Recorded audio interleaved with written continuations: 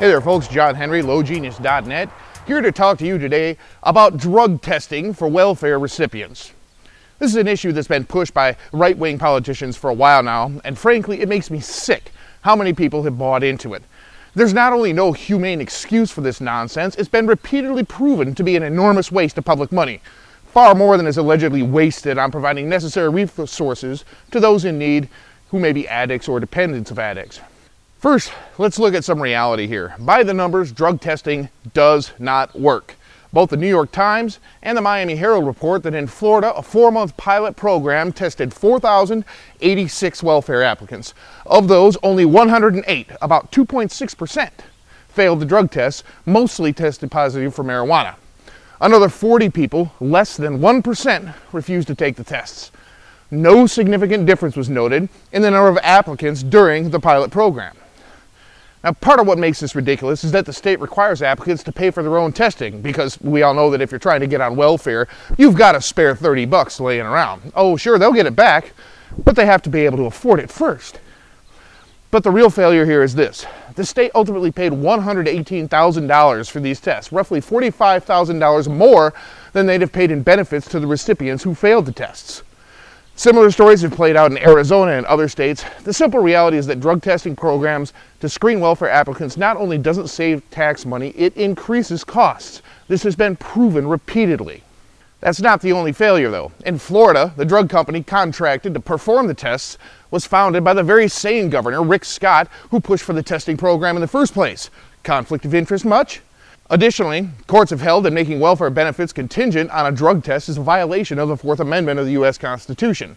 That amendment reads in part, "The right of the people to be secure in their persons, houses, papers, and effects against unreasonable searches and seizures shall not be violated."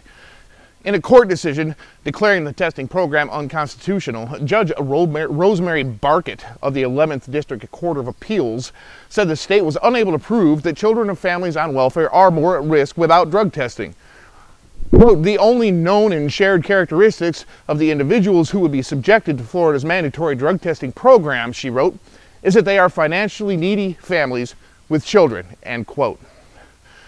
There is no constitutional basis by which being broke and having kids can be deemed probable cause for search and seizure. None. So, the programs don't save money, and they're not constitutional. That's the end of any fact-based argument supporting this ridiculous idea. But it's not the end of the argument. There's another argument here, an ethical one, that many people who support testing simply refuse to acknowledge, and that is this. There is no ethical justification for deeming someone unworthy of food, shelter, clothing, simply because they're an addict. None. This line of reasoning is absolutely disgusting. Even setting aside the reality that the children and spouses of the addicts are being punished, being told they don't deserve to have food or a roof over their heads because they had the misfortune to marry or be born to an addict, which is about as sickening an excuse I can think of for the state to sentence a person to death by starvation. The idea that punishing an addict will cure them of addiction is ignorant, hateful, and beneath contempt.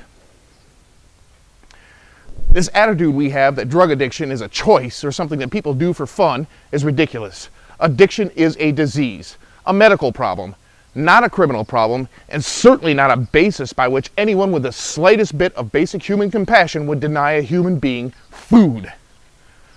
An addict will not stop using because they're forced, or because they're punished, or because they're threatened. That's why they call it addiction. An addict will stop using when they come to the realization that they cannot continue. And even then, most addicts need a lot of help. Cutting off their welfare is not going to stop them. They'll just start selling drugs or get into petty crime to cover their bills. What will help them is a program of rigorous inpatient treatment, psychotherapy, 12-step programs, and other social support. For many addicts, using drugs isn't even the real problem. It's just a symptom. They have to be able to get to the root of their problems, find out what they're running away from or trying to escape or what pain they're trying to medicate, and learn to address those problems in healthier ways. Ironically, for some addicts, this could lead to being prescribed antidepressant or anti-anxiety medications, which Medicaid will happily pay for. Drug companies don't profit when you smoke a joint, But they do profit when you have to take a Paxil or a Prozac a couple times a day, every day, for the rest of your life. I wonder which costs more, Medicaid payments for antidepressants for a month, or an ounce of pot. Then, of course, there's the classic whine. I have to take a drug test to get a job. Why shouldn't you have to take one to get welfare? You know what? You made that choice. You agree to that crap. We collectively have allowed employers to engage in this behavior because we haven't stood up against it. Yes, for some jobs it's quite appropriate to do all that's possible to avoid hiring someone who's going to come to work under the influence. Heavy equipment operators, first responders, medical personnel, etc. But, as one of my old managers pointed out when I was in IT, nobody ever got killed by a drunk database administrator. Furthermore, the vast majority of drug users aren't showing up to work high anyway, and if they want to smoke a joint outside the office, that's their choice to make. It has no impact on the job. Of course, the people in places who do operate on the job under the influence of drugs are shielded from this invasion of privacy by the private sector. When was the last time you heard about a bank executive or a stockbroker being fired because they failed a urine test? Yeah, that doesn't happen much. You know why? Because those people are mostly white and mostly affluent, and that means they get a free pass in this country. Do you really think stockbrokers don't do cocaine? Have you ever talked to one? Have you ever known one? There's more cocaine on Wall Street than there is in Colombia. What gets done about it? Nothing. This whole narrative is driven by profit interests. Drug companies and testing companies who rake in billions and billions of tax dollars for tests and prescription drugs that often are not very helpful and very expensive. The thing is, though, they couldn't get away with it if not for the hateful, ignorant bigotry of the general public. Because you know what? When you sit there railing about drug users on welfare, you're not thinking about a white guy in a poor suburban neighborhood smoking pot. You're thinking about a black woman in the ghetto smoking crack. The welfare queen. That's the stereotype you're fed. That's the stereotype you've bought into. And you can lie to me or to yourself about it all you want to. When you think welfare and drugs, that is what you're thinking of. Not someone who looks like me. And you know it. Even if you're among the few who don't immediately get that picture in your head, you know as well as I do that this is about looking down on people, being better than someone, and telling yourself they don't deserve to be helped because they're not as good as you are. More than anything else, that is a profound and ubiquitous ignorance propping up this stupid, hateful, destructive policy by the radical right.